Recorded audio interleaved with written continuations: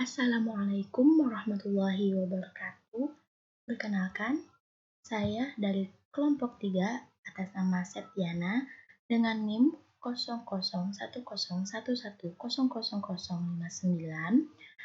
Sebelumnya saya ucapkan terima kasih banyak kepada Bapak Muhammad Arif, SPDI MPD selaku dosen pengampu mata kuliah Tafsir Tarbawi yang mana telah mempersilahkan saya untuk mempresentasikan mengenai kewajiban menuntut ilmu. Adapun hal yang akan saya bahas di sini yaitu yang pertama ada pengertian wajib menuntut ilmu, yang kedua ada ilmu dan klasifikasinya, yang ketiga ada unsur-unsur dalam belajar, yang keempat ada tujuan dari kewajiban menuntut ilmu atau belajar, yang kelima ada hukum dalam menuntut ilmu, yang keenam ada adab dan etika ketika menuntut ilmu, dan yang ketujuh ada keutamaan dalam menuntut ilmu. Langsung saja yang pertama ada pengertian wajib menuntut ilmu.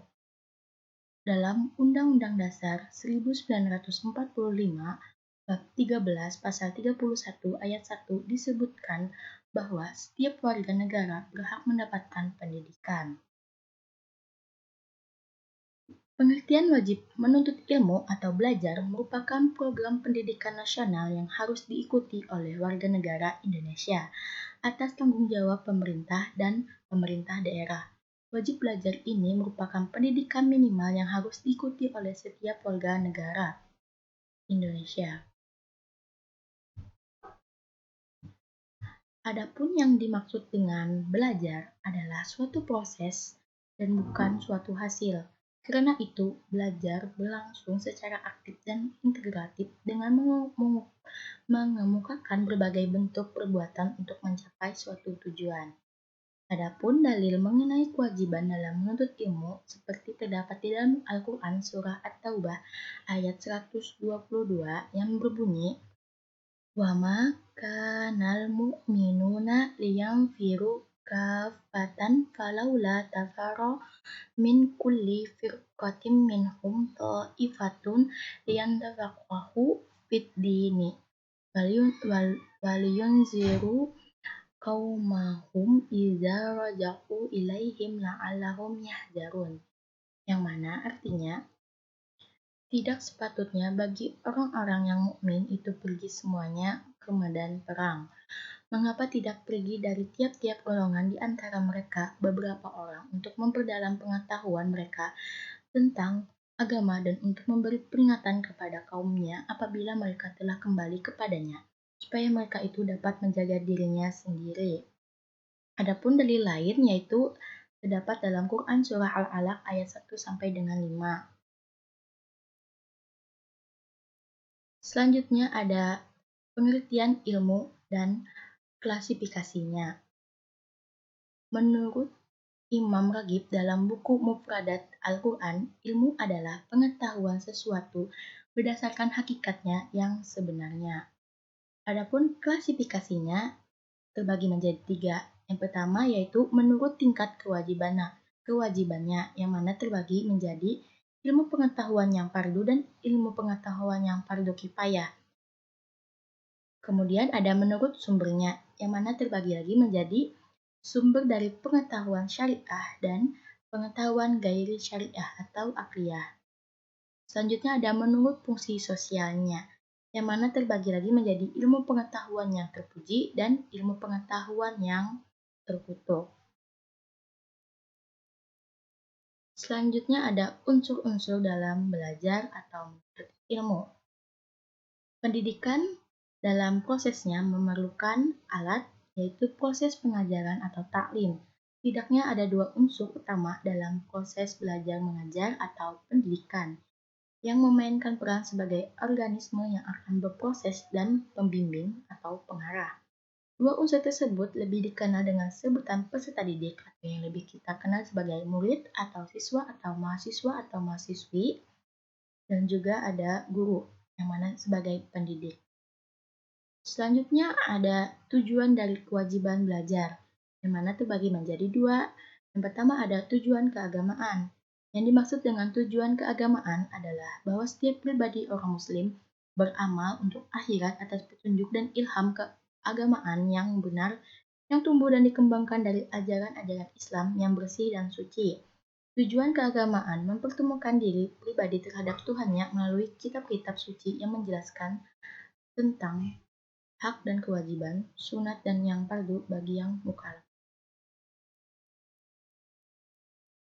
Adapun yang kedua adalah tujuan untuk keduniaan. Tujuan ini seperti yang dinyatakan dalam tujuan pendidikan modern saat ini yang diarahkan kepada pekerjaan yang berguna atau untuk mempersiapkan anak menghadapi kehidupan masa depan. Sedangkan pendidikan Islam melihat tujuan pendidikan ini dari aspek dan pandangan baru, yaitu berdasarkan Al-Quranul Karim, yang sangat memusatkan perhatian kepada pengamalan di mana seluruh kegiatan hidup umat manusia harus bertumpu kepadanya. Banyak sekali ayat-ayat Al-Quran selalu berkaitan antara iman dengan amal perbuatan yang salah sebagai landasan yang kokoh dalam mengarungi kehidupan manusia. Selanjutnya ada hukum dalam menuntut ilmu. Hukum dalam menuntut ilmu menurut Ibnu Abdil Bar rahimahullah mengatakan, para ulama telah bersepakat bahwa ilmu itu adalah yang wajib ain, yaitu ilmu diwajibkan kepada setiap orang yang khusus untuk dirinya, dan ilmu wajib kifayah jika dilakukan oleh sebagian orang, maka gugurlah kewajiban dari orang lain. Selanjutnya ada adab dan etika menuntut ilmu. Adapun adab dalam menuntut ilmu yaitu ada mengikhlaskan niat untuk Allah Subhanahu wa Ta'ala, bertujuan untuk mengangkat kebodohan diri sendiri dan orang lain, bermaksud membela syariat, berlapang dada dalam masalah khilaf dan beramal dengan ilmu. Dan adapun etika dalam belajar atau menuntut ilmu yaitu ada niat belajar, memilih guru, ilmu, teman, dan memiliki ketabahan dalam belajar, menghormati ilmu dan ulama, sungguh-sungguh, kontuitas, dan memiliki minat yang kuat, tertib, tawakal kepada Allah Subhanahu wa Ta'ala, pintar memanfaatkan waktu belajar, kasih sayang dan memberi nasihat, mengambil pelajaran, wara, atau menjaga diri dari yang syubhat dan haram pada masa belajar, penyebab hafal dan lupa, serta masalah rezeki dan umur. Selanjutnya ada hakikat dalam menuntut ilmu. Menuntut ilmu atau belajar itu hukumnya wajib fardu atau bagi setiap muslim, baik laki-laki maupun perempuan. Menurut Al-Zurniza, manusia tidak diwajibkan mempelajari segala macam ilmu, tetapi hanya diwajibkan mempelajari ilmu al-hal, pengetahuan-pengetahuan yang selalu diperlukan dalam menjunjung kehidupan agamanya. Selanjutnya ada keutamaan dalam menuntut ilmu. Keutamaan orang yang menuntut ilmu adalah Al-Quran yang begitu mengutamakan ilmu dan menganjurkan manusia untuk mencarinya. Allah Subhanahu wa Ta'ala juga meninggikan kedudukan orang yang berilmu dan menjelaskan keutamaannya serta kelebihannya di dunia dan di akhirat. Allah Subhanahu wa Ta'ala juga menganjurkan untuk belajar dan mengajarkan ilmu serta meletakkan kaidah-kaidah dasar hukum-hukum dalam hal tersebut sebagaimana yang tercantum di dalam Al-Quran seperti dalil yang telah dibaca tadi atau yang dijelaskan tadi. Sekian penyampaian dari saya mengenai kewajiban menuntut ilmu. Mohon maaf jikalau ada penyampaian atau kata yang salah yang telah saya sampaikan. Sekian, terima kasih. Wassalamualaikum warahmatullahi wabarakatuh.